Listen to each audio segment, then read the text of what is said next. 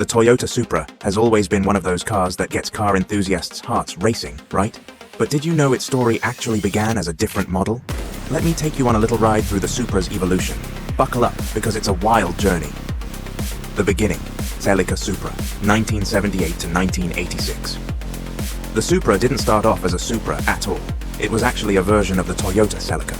Back in 1978, Toyota wanted to create a sportier, more powerful car, so they slapped a bigger engine into the Celica and called it the Celica Supra. The car had a sleek design, but here's the kicker. Many people didn't realize that the Supra was essentially a beefed-up Celica.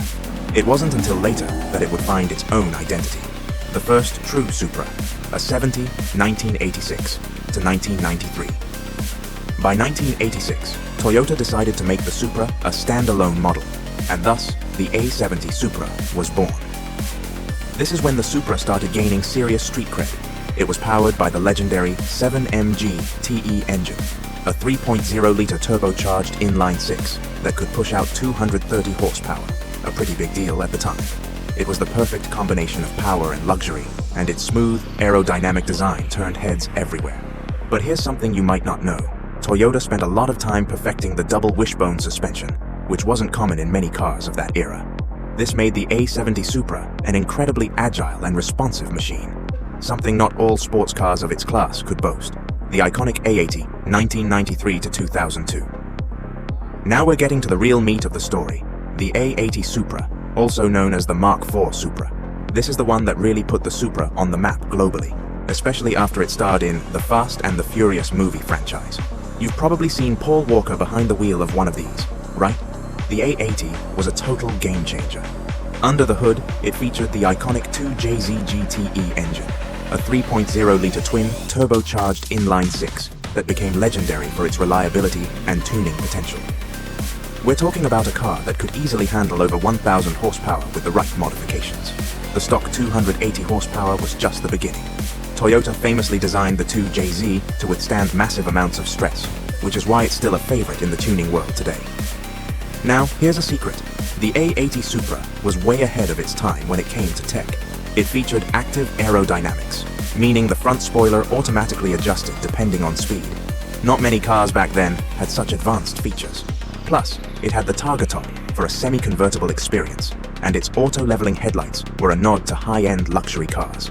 The return of the legend, a 2019 to present. Then, in 2019, Toyota shocked everyone by announcing the A90 Supra, the latest iteration. This time though, the Supra wasn't entirely Toyota-made.